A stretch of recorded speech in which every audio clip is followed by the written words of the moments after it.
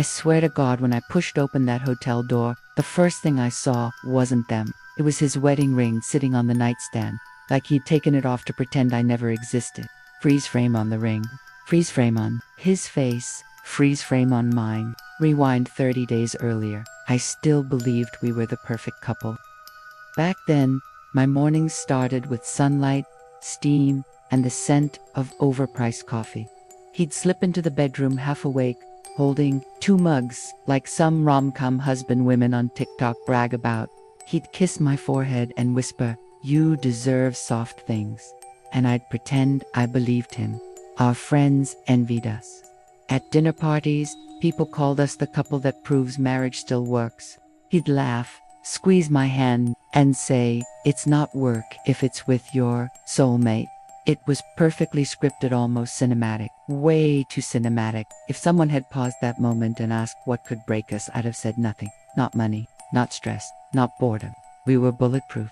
I didn't realize the cracks had already started. It started stupidly, all betrayals do. One night, he walked in late, smelling faintly like citrus and soap. Not perfume, not cologne. The kind of smell hotels use to erase what really happened in their rooms. His hair was wet. His phone was in his hand. His smile was a beat late. He forced a kiss on my cheek, set his phone face down on the nightstand. He never did that, and went straight to the shower. I stood in the hallway like an idiot, confused, annoyed, and already trying to explain it away. Work ran late. Gym maybe I'm just tired after the shower. He didn't leave his phone charging in the kitchen like always. He kept it in his pocket, even while brushing his damn teeth. That was glitch number A. Most people think cheating is loud lipstick smears, wrong numbers, random panties in the car. Nope, cheating is quiet first. Its routines are collapsing. Its habits are mutating. He stopped texting during lunch, stopped sharing memes at work, stopped asking if I wanted coffee when he grabbed his own. He started taking phone calls outside, like the cold air was suddenly better than talking near me. Sometimes I'd open the door and he'd just stop talking, like I'd walked in on a crime scene that hadn't been staged yet. He caught me staring once. He didn't smile, didn't laugh, didn't say, "Come here." He just looked at me like I'd interrupted something sacred. That was glitch number A. One evening, his phone buzzed 3 times with the same number. I said, casually, "Who keeps texting you?" No accusation, no jealousy, just curiosity. His reaction was nuclear. "Geez, can I breathe? Why do you need to know who's texting me every second? Do you even hear yourself? This is why I hate talking to you about anything." I blinked, stunned. It was one of those moments where the world goes silent except for your heartbeat drumming in your ears. I wasn't angry, not yet. I was confused, because cheaters rely on confusion. First rage comes later. He stormed into the office, slammed the door, and I just stood in the hallway staring at the same door I paid half the mortgage for. The next morning, I apologized. Yeah, I apologized. Told him I didn't mean to make him feel attacked. I told him I trusted him. I told him I loved him. He accepted my apology with the grace of a man who already decided. I didn't. He kissed my forehead, same spot as always, and whispered, "I love you too. Stop overthinking, you're safe." And for a minute, I believed him. I wanted to believe him because denial is warm. Denial is soft. Denial feels like love repackaged into comfort food. But my gut was screaming, and gut instincts don't lie, they just wait. Suspicion is psychological torture. It's not a question you ask your partner. It's a question you ask your reflection. Why don't I feel chosen? What changed? Am I imagining this? I Googled signs of infidelity. I hate that I did that. Every article sounded like my life. The phone, the shower, the sudden kindness, the sudden distance, the snapping, apologizing, the confusion, and one line that hit like a truck. Cheaters get mean before they get caught. That one stayed with me, because 2 weeks later, he made his first real mistake. Not the kind you shrug off, not the kind you rationalize, the kind that makes your stomach drop and your hand shake. And the craziest part, he didn't even notice. He'd just exposed himself. When cheaters can't hide the truth, they try to hide you under a pile of guilt, manipulation, and fake apologies. That's how this phase started. He didn't defend his innocence, he attacked my sanity. The real slip-up happened during dinner. We were eating takeout, his favorite Thai spot. I mentioned the restaurant once weeks before, just casual, so when he pulled up with it out of the blue, I rolled my eyes and thought, finally, something nice. Halfway through the meal, he said, "It's not as good as that place downtown, though." I paused, chopsticks in the air. I said, "What place downtown?"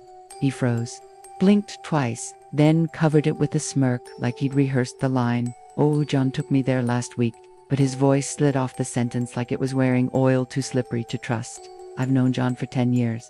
John doesn't eat downtown. John eats microwaved burritos and whatever his girlfriend cooks for him. The man hasn't seen a real restaurant in years. I didn't push it. I just stared for a beat to Lungan. That was enough. Suddenly, I was the problem. "Can you not do that look? You're acting insecure again." Insecure again. Interesting choice of word for a man who used to call me competent, fiery, and sharp in front of people. When cheaters get smart, they get surgery. They slice where the wounds already exist. He started dropping lines like, "You always assume the worst. It's your abandonment issues talking. Or you're just like your mother, you can't handle not being in control." I swear the room temperature dropped every time he spoke. Not because of what he said, but because of how calculated it was. He was using my vulnerabilities like tools, tightening screws, twisting bolts, making me question myself. That's what gaslighting really is. Not flamboyant, subtle rewrites of reality. Just when I was about to break, he'd switch tactics. Suddenly he was sweet again, buying flowers, booking a weekend trip to San Diego. I remember opening my suitcase and finding a handwritten note that said, "Sorry for being distant. Work's been hell. You deserve better than my stress." The old him would have said that with his voice, his hands, his eyes. The new him wrote it on paper so he didn't have to mean it.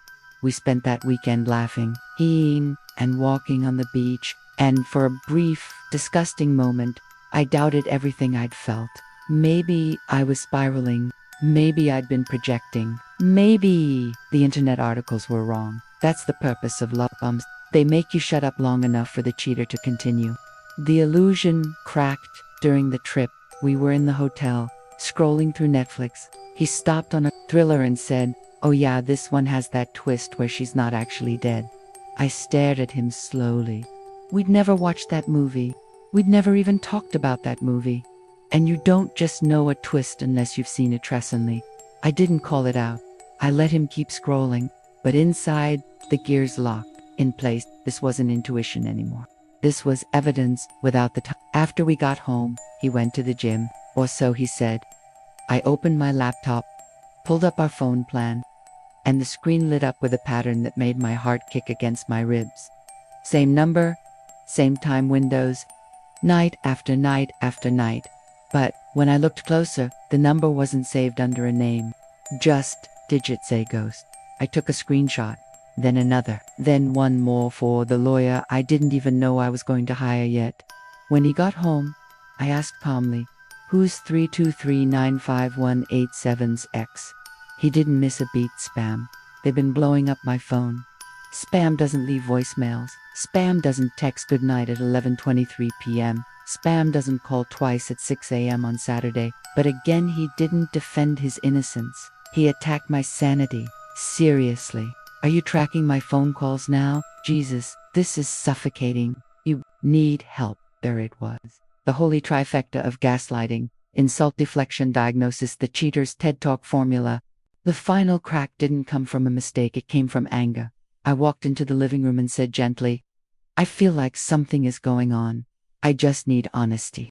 He stopped folding laundry, turned slowly, and hit me with, "If you keep acting paranoid, you're gonna push me away for real." That line is printed in the Cheater Handbook, page 1, paragraph 2. Push him away. Push him away from what? From whom? That was the moment my grief burned into clarity. Because the man who once adored me was now rehearsing breakup lines.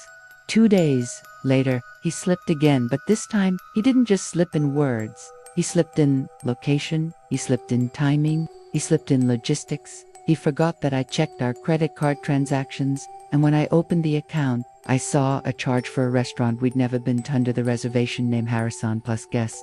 Not work, not gym, not spam, not paranoia. reality, and the wild part.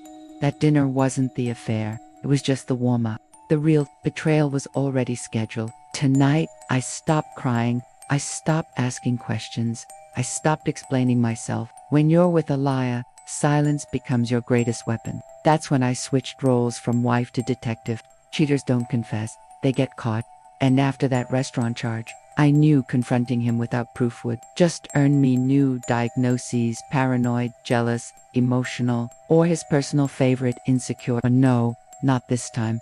I wanted evidence that screamed louder than his gaslighting. I wanted photos, screenshots, receipts, dates, vacations. I wanted the kind of proof that made lawyers smirk and judges nod. Revenge isn't satisfying unless it's legal. People think investigators use trench coats and binoculars. In 2026, all you need is access and WI-fee.I. Started with the phone bill, again pattern recognition mode. Same number, texting late nights, early mornings, and always clustered in a weird dead zone of time. 6 to 7 p.m., 10 to 11:30 p.m. Affair, o'clock. Then the calendar.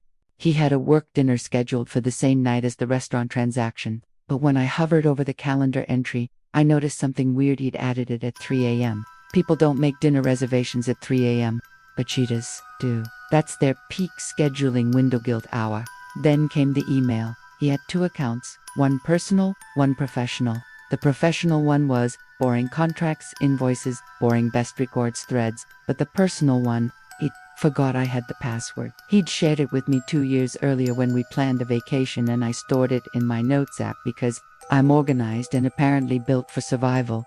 The inbox wasn't incriminating at first, just spam, newsletters, loyalty promos, boring responsible adult stuff. Then I filtered by the magic keyword, reservation. And there it was, dinner for two at Vesper and Main, downtown, Saturday, 8:30 p.m., under Harrison plus guest, not my wife, not a colleague, not a client. Guest, as in replaceable. I screenshotted every detail, not because I was angry, but because I was preparing. I clicked into our bank account next. I sorted charges by location. That's when things snapped into focus.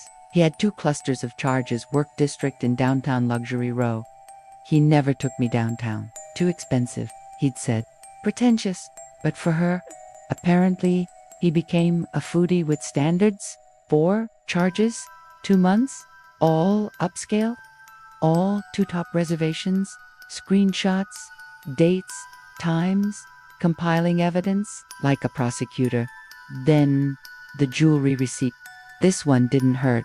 It boiled. $418. Small enough to explain away, large enough to matter. The note line said, gift wrap plus engraving.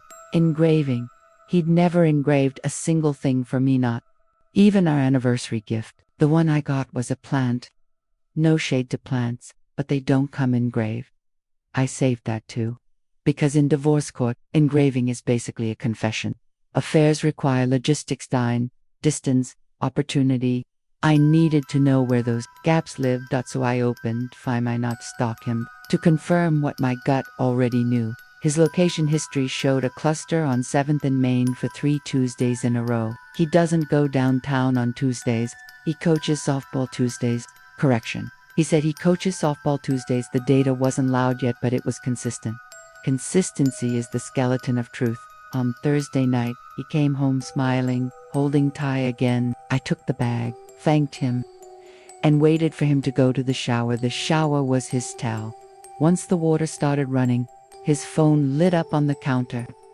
Different cases, different wallpaper. He'd switched phones. A fresh load of guilt, accessories. But cheetahs always underestimate one thing. The wife pays the phone bill. New phone equals same number, equals same data plan. So I opened my laptop. Phone bill, time window, 6:14 p.m. Incoming text, 6:16 p.m. Outgoing text, 6:58 p.m. 17-minute call, cross-checked with Find My, downtown, again. But this time, the dots overlapped perfectly with the jewelry store from last month. Affairs are math. Once you know the pattern, it's just subtraction. Subtract lies, Subtract alibis, subtract denials. What's left is the truth. The final piece didn't come from digital logs. It came from stupidity. And God bless stupidity, because cheaters always get comfortable. Friday morning, he left early, said it was a supplier breakfast. Sure. Suppliers who wear perfume, like vanilla bourbon. When I opened the trash can, I saw it. A crumpled valet stub from Vesper in Maine, dated the same night as the restaurant charge, stamped with the time, 10:42 p.m. He'd thrown it away like he wanted to be caught, just lazy enough to expose the truth. I took a photo, flattened the paper, photographed it again. Evidence, evidence, evidence. Up until this point, I assumed there was one other woman. But that night, when I checked the phone bill again, something new jumped off the screen. A second number, different area code, same time windows. My stomach dropped, because suddenly the math changed. What if it's not just one woman? What if I'm not even the only wife being played? That thought didn't just shock me, it electrified me. Because if he was sloppy with me, he was sloppy with her too. And here's the kicker.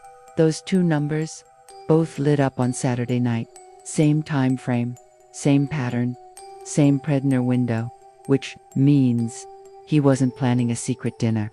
He was planning a double life. And in 48 hours, on that exact reservation, I was going to show up.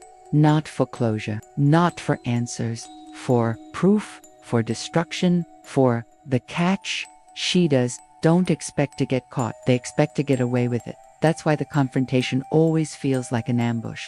Saturday night hit like a countdown timer. I wasn't nervous, I wasn't sad, I wasn't even angry anymore. I was methodical, clinical, strategic. Revenge works best at room temperature. He left the house at 6:52 p.m., 10 minutes earlier than normal. He kissed my cheek, touched skin, then said, "Don't stay up, I'll be late." Of course you will. I waited exactly 7 minutes. Not 5, too obvious. Not 10, too paranoid. 7 is the number of casual suspicions. I slipped into jeans, boots, and a black jacket. Not dramatic, not sexy, not movie star energy. I didn't want to look unhinged. I wanted to look composed, the kind of composed that terrifies lawyers and men with secrets. Downtown was buzzing, patios full, laughter spilling onto sidewalks, ballets juggling keys like magicians. Vesper and Maine sat in the corner. All warm lighting and curated music, the kind of restaurant designed for dates, not marriages. His car was already parked. Silver sedan, windows up, no hesitation, he didn't even hide it. That's what betrayal does, it makes them arrogant.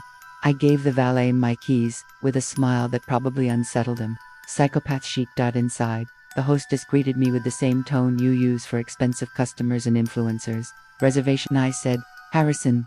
Guest. The eyebrows twitched. That was my first victory of the evening. She guided me toward the block where privacy costs extra. And there he was, sitting at a small candlelit table, with a woman I had never seen before. She was younger, glossy hair, perfect lashes, laughing like she'd rehearsed it. It was almost boring, too predictable. He didn't see me at first. Her eyes flicked up and caught mine.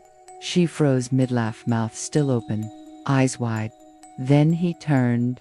His face did something incredible. It went through all 5 stages of grief in 2 seconds. Denial, squinting, confused, shock, eyes wide, throat tight, anger, jaw clenched, bargaining, half rising from the seat, hand out, fear, realizing. There was no exit strategy. I didn't yell, didn't throw water, didn't slap. Those reactions give cheaters control through drama. Control was mine now. Before he could speak, someone behind me said, "Oh my God, you too?" I turned and saw her, another woman standing 3 tables away, holding a purse against her chest like a shield. She wasn't younger, she wasn't older. She looked married. Wedding ring, diamond, gold band, classic, unmistakable. She stared at him the way I stared at him, hurt, layered over discovery, layered over calculation. There it was, the twist. He didn't just cheat on me, he was running a whole rotation. The hostess looked like she wanted to melt into the floorboards. He finally stood and stammered, "Wait, this isn't, you're overreacting, this isn't what it looks." Cheaters never finish sentences. They just stack excuses until one lands. The second woman cut him off. "Are you kidding me, Harrison? You said you were divorced." "Divorced, That word hit me with its own betrayal flavor. I didn't even know he was lying about me to other women. That's a bonus toxic DLC, I smiled. Genuinely amused for the first time in weeks, Bonnie. He told me he was working late. We both looked at the younger one. She whispered. He told me he was single, divorced, married, one man. Parasan opened and closed his mouth like a fish trying to negotiate oxygen. I pulled out my phone not to film him yelling, but to film him not knowing what to say. Silence is incriminating. Silence makes judges perk up. Silence is guilt turned into cinema, I said. Before you try to rewrite history, I have screenshots, receipts, credit charges, texts, and a phone bill. So if you're about to deny anything, don't. You'll just be lying to the camera too. His face went white. The younger woman whispered, Jesus. The second woman sat down, crossed her arms, and asked the million-dollar question. How many of us are there? He didn't answer, but he didn't deny it either. The waiter froze halfway to the table with cocktails. He backed away like a man exiting a hostage situation. Harson whispered, Can we please talk outside? I shook my head. Cheaters talk outside. Victims talk in the light. I leaned in slightly. So no, we're done talking. We're done. Snapped a photo of the table, his face, the restaurant, the other two women, time-stamped, geotagged, beautiful evidence. The younger woman stood up first. She didn't yell. She didn't cry. She poured her drink on his lap like a cleansing ritual and walked out. The second woman didn't move. She just looked at him with the kind of disgust that ages a person. Thing she said, My husband will be thrilled to see this. He choked. That's when I learned she wasn't single either. Affairs don't just betray wives. They betray marriages. He thought the worst night of his life was getting caught at dinner. He was wrong. The worst part comes after the confrontation, when the consequences finally catch up. Because I didn't just catch him cheating. I caught him with proof, in public, with witnesses, with collateral. And the very next morning, I sent every piece of evidence to 4 people who mattered more than I ever did. His mother, his boss, her husband, and my lawyer. When a man lives 2 lives, the collapse isn't slow, it's instant, violent, loud, like a building giving up its foundation. That's what the next 72 hours looked like. Not closure, not heartbreak, just destruction. The morning after the sting operation, he came home with the face of someone rehearsing apologies. His hair was a mess, his shirt was wrinkled, his eyes were swollen like he'd cried or drank or both. He tried the classic opener. I can explain. I cut him off with a small laugh. No, you can't. That's the point. Explanations only work when there's a narrative hole. I had a documentary. He tried the next tactic. Minimize. It wasn't serious. I was confused. It didn't mean anything. I showed him the photo of him at Vesper in Maine with 2 women. I showed him the jewelry receipt, the phone logs, the screenshots, the engraving. He stopped minimizing fast. Then came the Bagina cheaters. Hail Mary. Please don't tell anyone. We can fix this privately. Don't ruin my life. But here's the secret. He ruined his own life the moment he assumed I'd stay quiet. At 2:31 p.m., I hit send on 4 messages. Not impulsively, not emotionally, strategically. Tagi 1, his mother, subject line. Your son has been busy. Attachment. Proof folder. 16 images. 3 screenshots. 2 receipts. No commentary. Mothers make their own judgments. Target to his boss because affairs take time. Time is money. Businesses care about money more than they care about marriages.